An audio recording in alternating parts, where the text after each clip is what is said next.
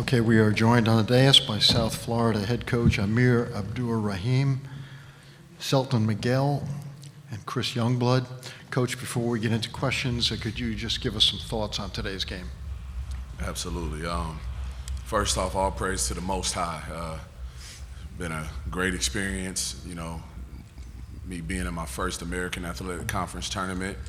But more importantly, it's been a great experience, and I'm just thankful for God's presence and His guidance to allow me to be here with this group of guys. It's a really special group that have nothing to hang their heads about. They've had a phenomenal year for a team that was picked 9th, I guess, or whatever it was in the preseason. For us to win the regular season by 2 games with 2 weeks left says a lot about this group of guys, their resolve, their perseverance, their connection. So, we're not going to hang our heads. We're going to walk with our heads high, and to God be the glory. All right, we'll start in here. If anybody has a question, please raise your hand. We'll get a microphone to you in the back on the right. Coach, Rob Steeg with the Bay Area Examiner. Obviously a very physical game. Was that the game plan coming into the game, was to be physical and drive to the paint, or what was the game plan coming in to counter UAB's offense there? The game plan was to be who we've been all year. Defensively, we try to be a physical team, but not try to be, we are. We were the league's best defense. And I thought today we did the job we were supposed to do. And UAB, credit to them, they did a really good job of taking advantage of their size in the post and creating second chance opportunities. They were able to get 16 points off of second chance opportunities, and then we needed to do a better job of taking care of the ball. When we take care of the ball, we're pretty good, man. But to have, we didn't take care of it. We only had 8 turnovers, but they had 14 points off of those 8 turnovers. So we needed to be better in that area. But the game plan was to come out and play hard. I'm not disappointed whatsoever in our guys' effort. We were shorthanded today. No excuses, man. We had guys step up and play. Man, I love being the coach of this group. Gotcha. And then follow-up question, you mentioned the shorthanded. Corey Walker's status obviously didn't play today. Yeah. How's he doing? He's doing better. We're always going to put our student athletes first. It's not about a game, man. This is a game. What we wanted to make sure was that everything was all right. We got some tests ran on him last night. Things came back, but we needed a more important test that we weren't able to get done until earlier this afternoon. But he's doing well, and he'll be with us on our way back to Tampa. And then one more question. Jaden Reed today was outstanding. Andy Kennedy had a lot of praise for him as well. Can you just speak to Jaden Reed today and his effort? I say this humbly, and I say this not to take anything away from whoever won the award, but Jaden Reed, and you can call me biased, but Jaden Reed is the freshman of the year in our conference, okay? Jaden Reed played a major factor on the team that won the regular season championship. I think the conference tournaments are fun, don't get me wrong, I really do. I don't want to take them away, but to be consistent for 2.5 months, and again, win the regular season by 2 games with a week and some change left or whatever it was. And for him to play the role he played, he should have been freshman of the year in our league. But he was freshman of the year in my book, so I'll take it all day.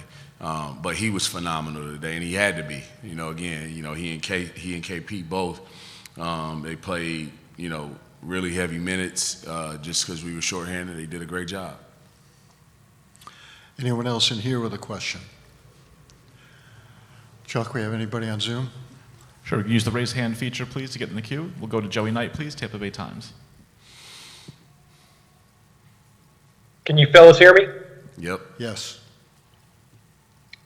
Coach, I know you're very proud of your team and probably don't lend too much credence to what the bracketologists say, but they say now that you're out of the tournament. What's your response to that?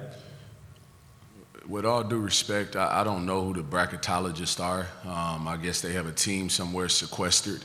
But what I would say is this. If you want to see what South Florida is all about, if you want to see if we're one of the best 68 teams, put us in one of those first 4 games. Put us against your best team, all right? Put us against your best team. Whoever it is in that first 4, come see about us, all right? Because this ain't the same old South Florida. okay? This group of guys, they just went 24-7, I guess it was, in the regular season, 16-2, and we were 73 in the net. And again, I'm saying this not to take anything away from any of the other teams in our conference, but we got just as many quad one wins as in the RPI as Florida Atlantic. We got just as many quad twos, just as many quad threes, and I think more quad fours, right? But you don't look at quad fours. But again, last thing I say is this: we're in the NCAA, right? This is the tournament we're talking about getting to. This is supposed to be higher education. What are we teaching our kids by saying, hey, be consistent for 2 months, be the most consistent you can be, grow, continue to come together, all right? And we won't reward you for that. What are we doing, guys? Like, come on, man. All right, be better. Bracketologist.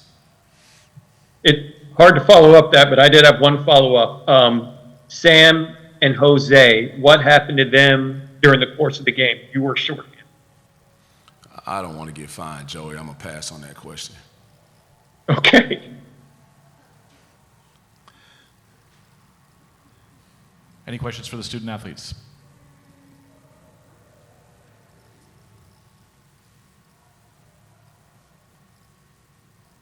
I got a question. Is that okay? Sure. This first one is for Selton. Selton, for people that say we're out of the tournament, what would you say to them about our year and why we should be in the tournament? I would say, just like you said, you win 24-7. Yep. 24-7. It's not easy to do. 16-2, the conference. I don't think all the teams did that in any conference. They had the 15 largest win in the country. So I would just say that you should look at it, what we did, not at the conference, because a lot of people were saying our conference this, our conference this. We got one of the best teams in the conference. Like I said, we got FAU. It was the favorite the whole time. We beat them. We got Memphis. We beat them. It was ranked top 25 the whole time. So y'all should look at it too, though. For Chris, all right. Man, really good year by both of you guys. But Chris, talk to me about the group of guys you get to go to battle with every day, and what people could look forward to seeing that group in that NCAA tournament. This group showed humility, consistency, and toughness throughout the whole season. And no matter, even we start off the year 2-4 with some bad losses. Well, not bad with respect to other teams, but some losses we didn't prefer. We could have easily folded. Then we knocked out with 15 games in a row, stayed humble throughout all that. So just a tough, humble team, and that's going to give it to you the same way every night. And the last thing I say to that, I can't think, I don't know how many it was, but we had a 6-game win streak, and then we had a 15-game win streak. So we won 21 out of 22. If you count 22, if you count yesterday, 22 out of our last, what would it have been? 20 what? 24. We won 22 out of our last 24 games. You know, with all due respect to the bracketologists, and I mean, you guys got a job to do. You guys are great, don't get me wrong. I've been watching the brackets since I was a kid. But a team that wins 22 out of 24 games, you're going to leave them out of the NCAA tournament? Man, God bless you guys. We have one in the back. Just one final question. Obviously throughout the entire year, the same old South Florida nomenclature kept on popping up. To give you kind of a little bit of a platform, what's the message going forward for USF fans next year? The message is always going to be to start, to God be the glory. But after that, get used to this. Get used to this.